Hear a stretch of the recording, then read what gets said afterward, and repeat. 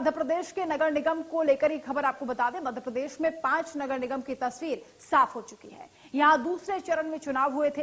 कांग्रेस ने मुरैना और रीवा में बीजेपी से एक एक सीट को छीन लिया है। बीजेपी के खाते में रतलाम और देवास की एक एक सीट ही आई है पिछले चुनाव में, जबकि ये पांचों मेयर सीटें बीजेपी को ही मिली थी। साफ कहा जाए तो बीजेपी मालवा छोड़कर विंध्य और चंबल में सीट नहीं बचा पाई। हालांकि पांचों निगमों में बोर्ड बीजेपी का ही बनना तय है।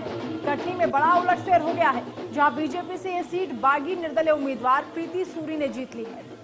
बीजेपी में वापसी के सवाल पर प्रीति ने कहा कि अभी उन्होंने इस बारे में कुछ नहीं सोचा। रीवा में कांग्रेस प्रत्याशी अजय मिश्रा ने 9,000 से ज्यादा वोटों से बीजेपी प्रत्याशी को हरा दिया है। कांग्रेस का यहां 24 साल का सूखा खत्म हो गया। रीवा में खुद मुख्यमंत्री शिवराज सिंह चौहान ने बीजेपी प्रत्याशी के लिए 2 बार सभाएं की।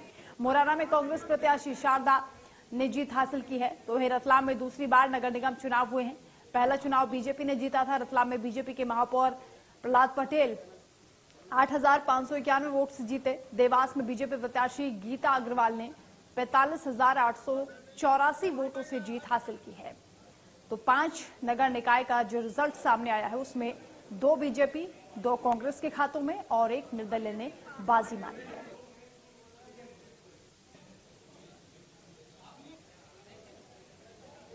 तो विंध्य और चंबल में कांग्रेस का दबदबा दिखाई दिया, कांग्रेस जीत गई है। वहीं कटनी में निर्दलीय मेयर बनी है, जो कि बीजेपी से बागी हो गई थी।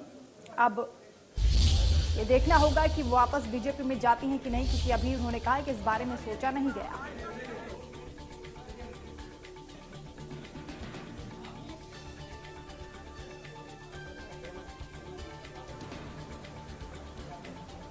भोपाल से संवाददाता ब्रजेश हमारे साथ लाइव जुड़ रहे हैं। ब्रजेश, ये जो निकाय चुनाव के रिजल्ट आ रहे हैं, इसमें 5 सीटों में जो पहले बीजेपी के ही कब्जे में थी, उनमें से बीजेपी 2 ही सीट जीत पाई है। इसका क्या मायना समझा जाए? और कांग्रेस को जो 2 सीटें मिली हैं, इससे कांग्रेस कितनी मजबूत होती हुई नजर आ रही है?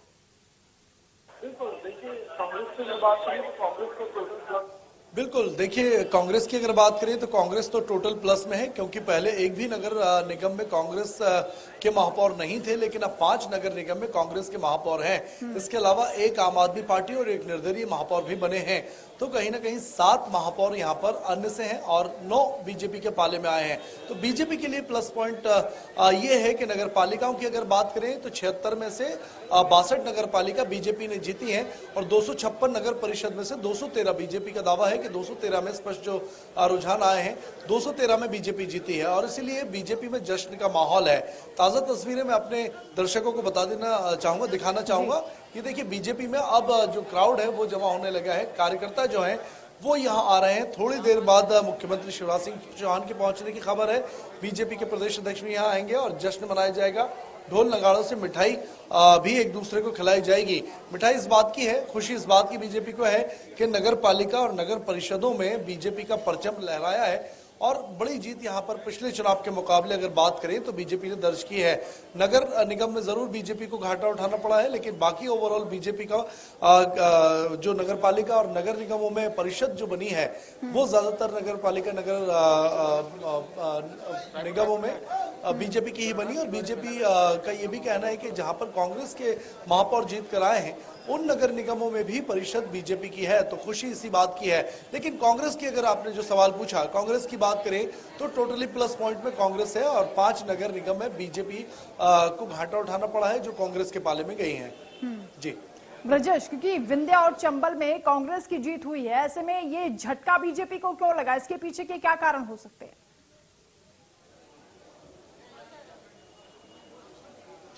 बिल्कुल, जो प्रमुख गढ़ कहें हम, ग्वालियर की बात करें या विंध्य की बात करें, चंबल की बात करें, जबलपुर की बात करें, तो यहाँ पर कांग्रेस जीती है। हालांकि छिंदवाड़ा की बात करें तो वो पहले से ही कांग्रेस के दबदबे वाली सीट थी, लेकिन उसके बावजूद हम बात करें तो प्रमुख गढ़ों को कांग्रेस ने जीता है और इसके कई सियासी मायने हैं।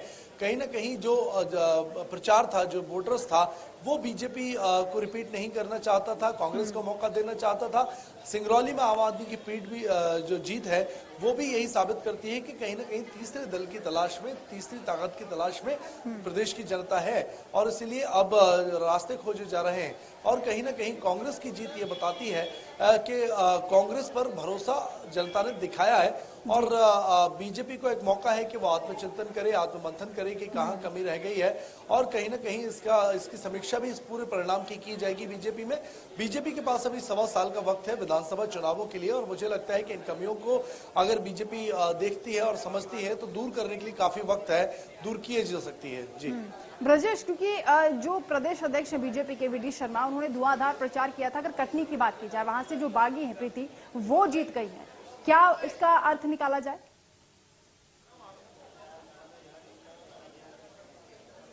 नहीं, देखिए, प्रचार की अगर बात करें तो बीजेपी की टक्कर में कांग्रेस का कोई भी नेता नहीं बैठता है। लगातार मुख्यमंत्री शिवराज सिंह चौहान, बीजेपी के प्रदेश अध्यक्ष वी.डी. शर्मा, तमाम केंद्रीय मंत्री, विधायक मंत्री, तमाम जिनको भी जिम्मेदारियां दी गई थी, वो मैदान में लगातार बने हुए थे।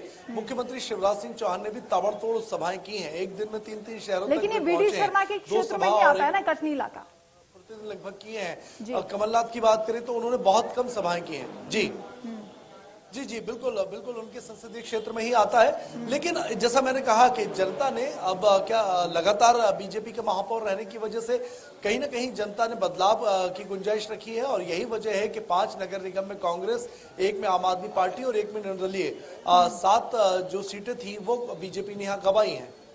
ब्रजेश, क्योंकि आपके पीछे हम जो तस्वीरें देख रहे हैं उसमें जश्न मनाते हुए लोग नजर आ रहे हैं, एक बार उनसे जरा बातचीत करने की कोशिश कीजिए।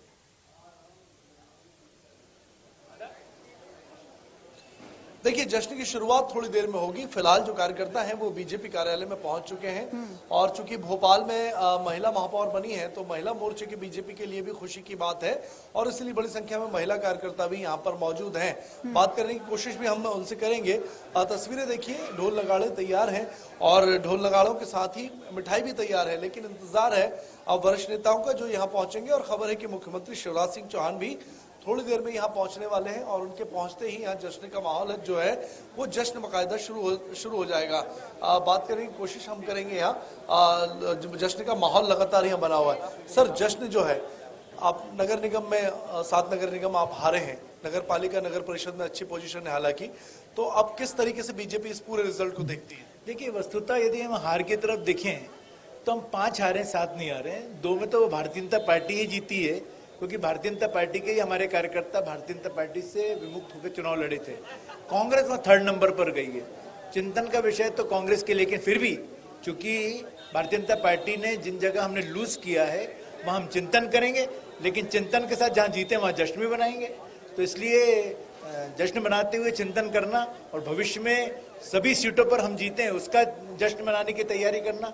हमको जश्न मनाने की आदत बनाए रखनी है। हम मायूस नहीं है, भारतीय जनता पार्टी कार्यकर्ता खुश है, उसके चेहरे पे मुस्कान है, और आने वाला कल फिर कमल खिले उसकी चिंता कर रहे हैं। किसी ने कहा है ना, जोश न ठंडा होने पाए, कदम मिलाकर चल, और मंजिल हम सबके पग चूमेगी हर हाल में कल, और खिलेगा कमल। सर, एक चीज और बताइए कि अभी 1 साल से ज्यादा वक्त है विधानसभा के चुनावों में, जो कमियां रह गई उसकी समीक्षा करके पार्टी दूर कर पाएगी? निश्चित रूप से समीक्षा करेगी नहीं, समीक्षा होना शुरू हो गई है।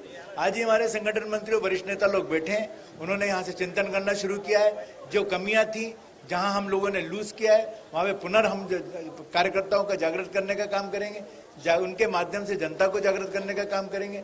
जो हमारी नीतियां हैं, हमारी सेवा नीति है, हमारी जो वे ऑफ वर्किंग है, प्रधानमंत्री जी का जो नारा है, सबका साथ, सबका विकास, सबका साथ, सबका विश्वास, तो वो सब नारे को इम्प्लीमेंट करने का काम करेंगे। कहीं ना कहीं कुछ प्रॉब्लम्स आई हैं, क्योंकि नगरीय निकाय में हर आदमी की अपनी अपेक्षाएं होती हैं, और इसलिए थोड़ी सी प्रॉब्लम हुई।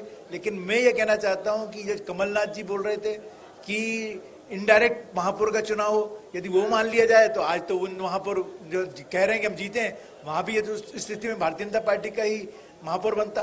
तो कांग्रेस को खुश होने की जरूरत नहीं है। वास्तव में जश्न भारतीय जनता पार्टी को ही बनाना है, क्योंकि कांग्रेस तो हर हालत में हारी है, उनके पास खोने को कुछ नहीं था, लेकिन वो कुछ पा गए हैं, तो इसलिए वो उसी में खुश रहे। लेकिन हम उसको पुनः पाएंगे, उसके लिए हम लोग प्रयास करना शुरू कर चुके हैं। देखिए, जश्न के साथ चिंतन भी है बीजेपी में, और जैसा आलोक संजर जी बता रहे थे कि चिंतन अब शुरू हो गया है।